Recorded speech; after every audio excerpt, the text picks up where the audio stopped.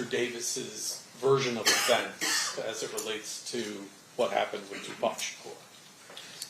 Mr. Davis stated that his nephew, Mr. Orlando Anderson, was jumped and beat up in a club or in a hotel in Las Vegas after the Tyson fight.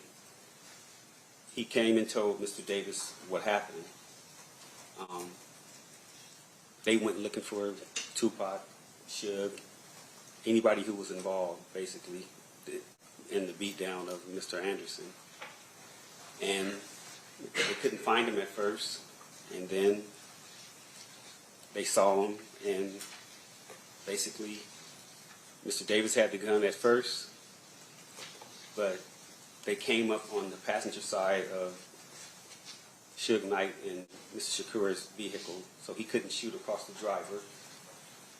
So he handed the gun to Dre in the back seat, Andre Smith. He was afraid to shoot. Mr. Anderson grabbed the gun and shot across Mr. Smith into Mr. Knight's car that Mr. Tupac Shakur was in with Mr. Knight. And did he tell you what kind of vehicle he was in?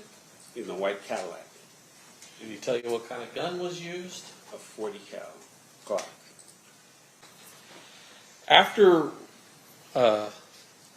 receiving this information in March of 2009, does the task force sign Mr. Davis up as a confidential informant? Yes. And once you sign him up as a confidential informant, what is it that you want to do with Mr. Davis? Figure out ways to see if he's telling the truth about his story, about what happened. And so what do you do? Mr. Davis had a narcotics friend in New York by the name of Equan Williams, Zip. He said he could, this is a lot deeper than that. Sean Puffy Combs was supposed to have given money to Zip Martin to give to Mr. Davis for payment of the Tupac murder. Fast forward, we go to Mr. Davis. He says he can rekindle that relationship with Mr. Zip Martin and get him to talk about the money that was given from Sean Puffy Combs to Mr. Martin that never got to Mr. Davis.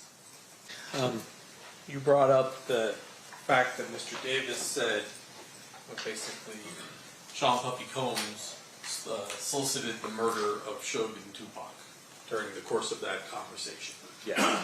Did he tell you where that conversation occurred? It's a deli called Greenblatt's, still there on Sunset in Hollywood in Los Angeles. If he never provides that portion of the information, what jurisdiction would LA have to be investigating a homicide that occurred in Las Vegas? None? No.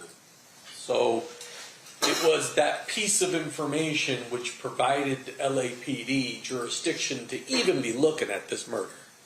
You could say that. When you were talking to Mr. Davis and he's telling you what he's telling you, did you have reason to doubt his version of events as it relates to the homicide itself? I didn't think Mr. Davis was lying because he put the gun in his In neck. regards to Southside, were you guys hanging out with another record label? I mean, we have hung out with another record label, yeah. Yeah. And what record label was that? It was Bad Boy. And Bad Boy, is that the record label that was being run by Sean Puffy Combs? Correct. By the moniker Keefy D. Yes. And who was he in the Southside Crips in the mid-90s? He was a hustler. He was known for And hustling. when we're talking about getting money, are we talking about through working a 9-to-5, or are we talking about narcotics? It was narcotics. In 2006, is it fair to say that you started doing work for the DEA? Yeah, Haida. Yeah, Haida, yeah. Yeah. And is that after you got caught trafficking some drugs as well? Correct. And in the mid 2000s, you got 5 payments. Is that right? I think something like that. And that was for $2,000, $500, $1,000, $1,300, and $500 for a total of $5,300. Is that fair? That's probably fair to say. I don't know exactly. You don't remember it, Yeah, but if I told you that, you wouldn't disagree with me. No, not at all.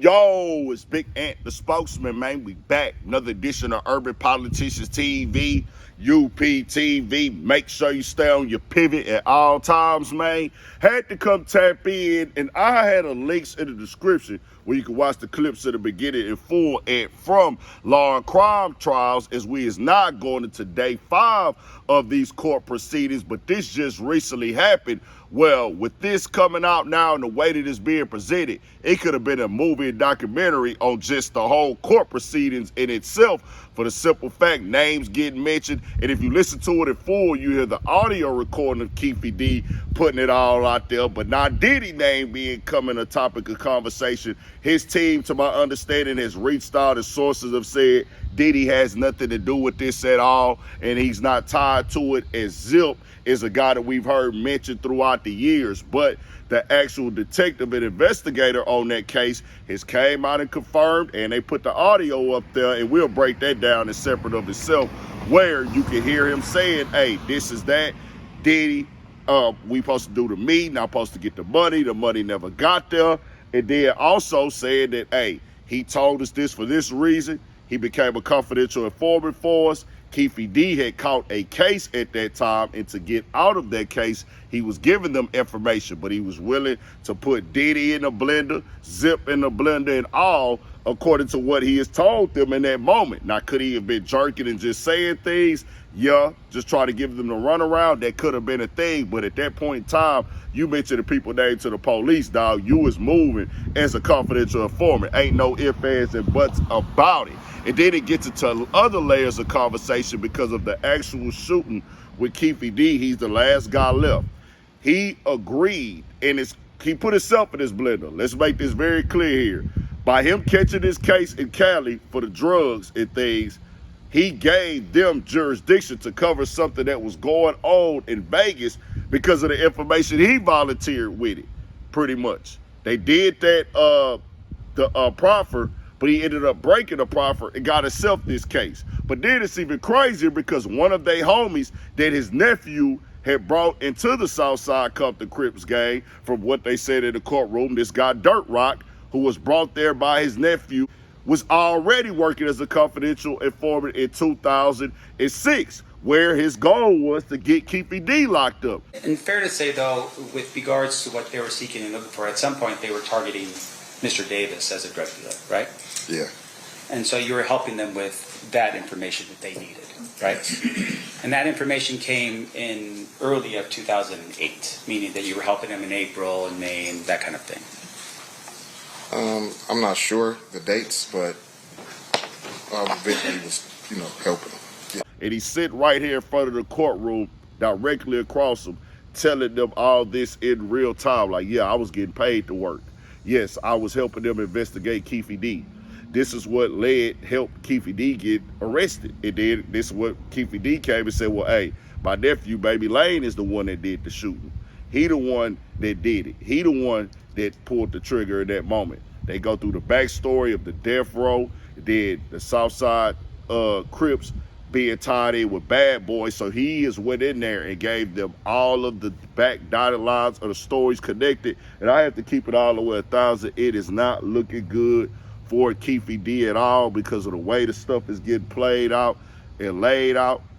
There is no physical evidence in this case as far as the gun or things of that nature.